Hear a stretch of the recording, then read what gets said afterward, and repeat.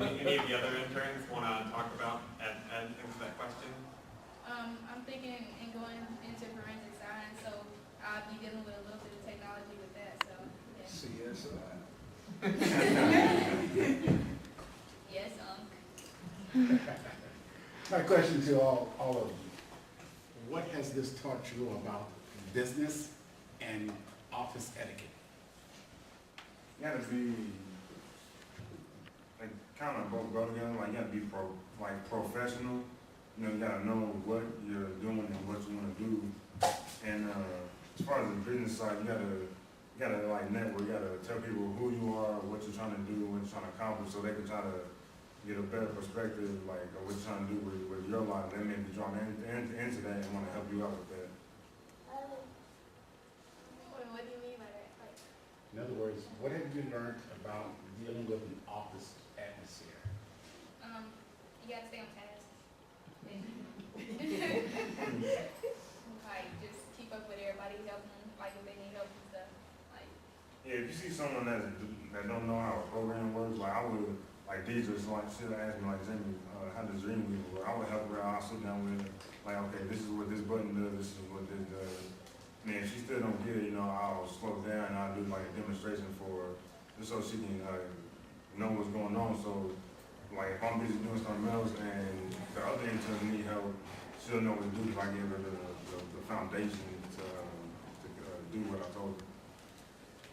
This is Reginald Carr, who just came in. He's a Parkland College student, wants to be a social worker. Reginald, we just finished up with the intern presentation, but would you mind going ahead and doing your presentation?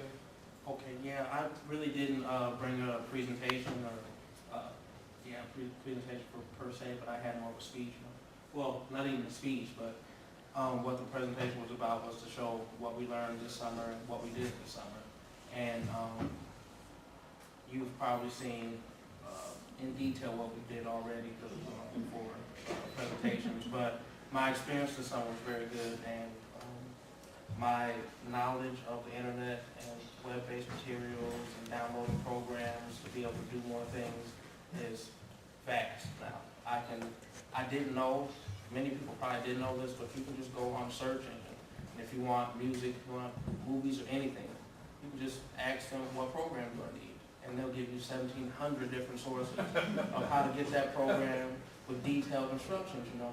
So, and I learned that the first week of being in this program. So whether or not in the future we can do this program and get paid, you know, I think it's critical for youth of today that don't have technology in their schools, that are low income, in neighborhoods that just kind of slip through the cracks, you know. I think it's very important. And then the history aspect of this whole project, a lot of us, I know myself, I didn't know that North First Street was historically black, the business aspect of it, you know? And I didn't know that there's a huge group of black people that really just founded that street, and now I know in depth about that, and I know my roots in Champaign-Urbana, because I didn't know that people my family was just making a lot of money. Like, I don't know what happened, but I'm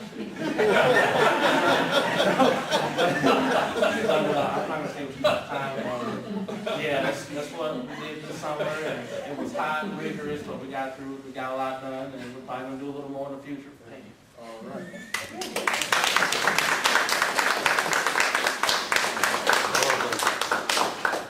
We can take a few more questions, but before that, I just wanted to point out a couple of things. In the back of the room, we have some publications that were actually put together as a collaborative effort with our interns. One is a bibliography listing about 65% of everything that we have on the eBlackCU site, organized by topic. So if you're looking for any information on a particular topic, it's there. The second is a spider's guide for local history projects. We did this project really with not very much budget, and we really relied on community partners for a lot of our supplies, a lot of our equipment, a lot of our technology, and we tried to do everything kind of low tech. And the reason we tried to do everything low tech is because we wanted to come up with something that anyone can do. And really, the spider's guide kind of lays out like how you could easily do a project like this on your own for $100 or $200, maybe even less, like depending on what equipment you have available, like $100 scanner. If you have a laptop, you can download open source programs and you're good to go.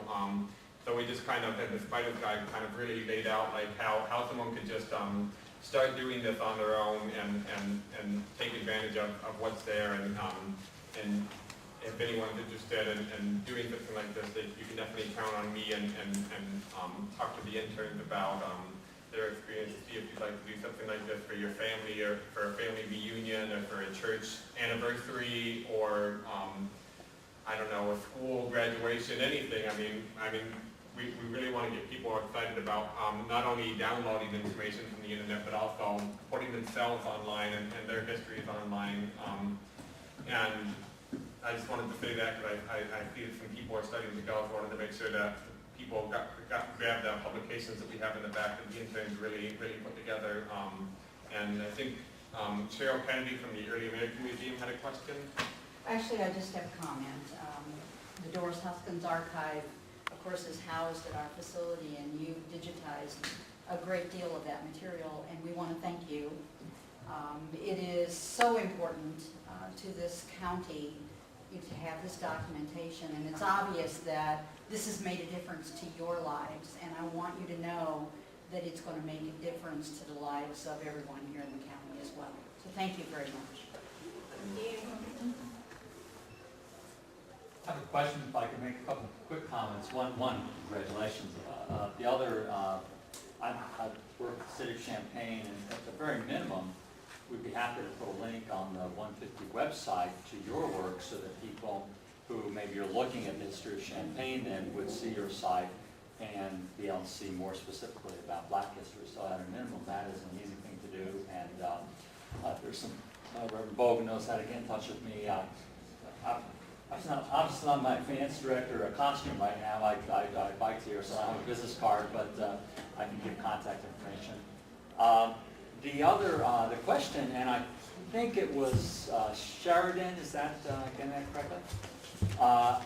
You and some people talk about North First Street, but I think you were the first one to mention that. And with the city, I was a little involved in trying to finance the redevelopment. I know it's not what it was, but get some businesses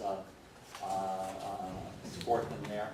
And I have to admit, for a while I've been working with them from the financial side, I don't know much about history. I honestly never took the time.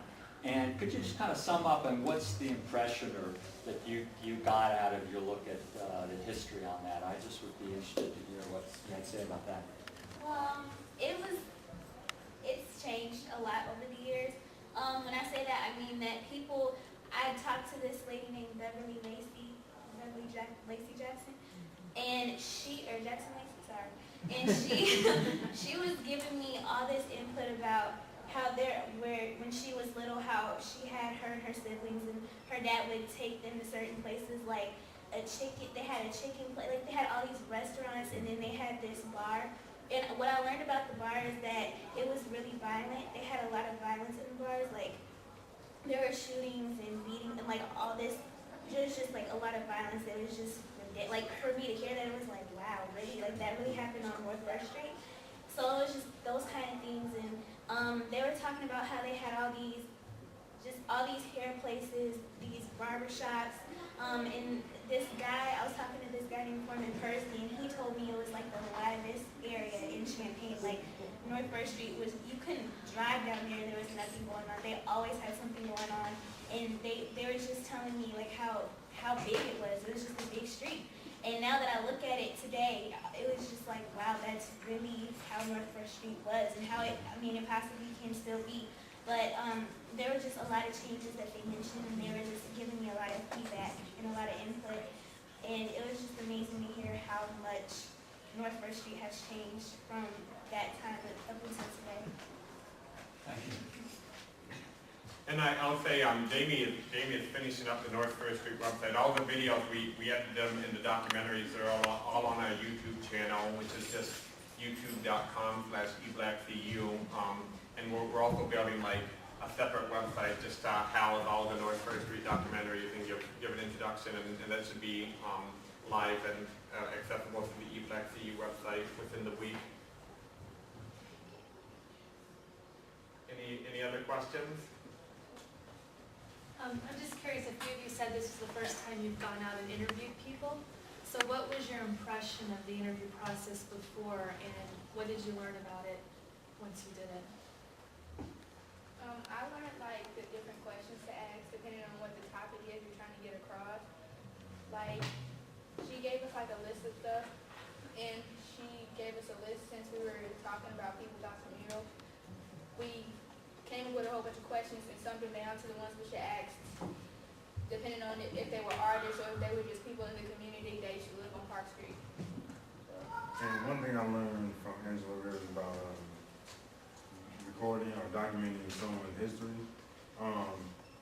When asking questions, they can sometimes they answer the question and then they keep going. So you gotta you gotta be polite or be a little mean or not mean, but you kind of gotta tell them, give them a signal like, or just like interrupt them and just go on to the next question because they know, like the elderly people, they know a lot, like they have a rich source of knowledge, you know, so they'll go into their zone and keep talking, so we gotta find a way to stop them.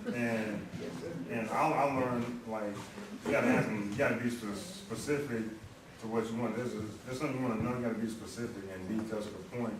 You know, you can't like just play around, you have to be serious about it. And doing the interviews with some of the people that's helped me as a person to like feel more comfortable with meeting new people and not being so shy. And just being able to go up to them like, hey, my name is Jaime Carpenter, I did this, and I went to Park, and you know, you gotta introduce yourself so they know a little bit about you.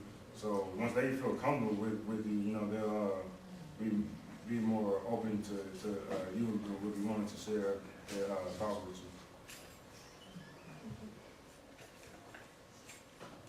you. Oh, Reverend Bogan, that's another question.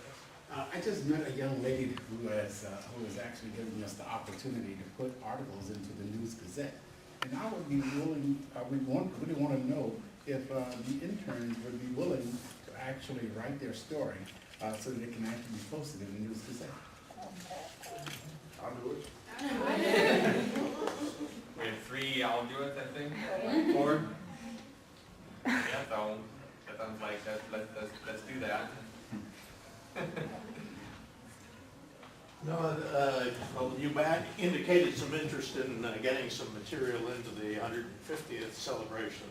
The last event for that will be the burial of a time capsule, and I would certainly encourage you to put something together that we can put in there.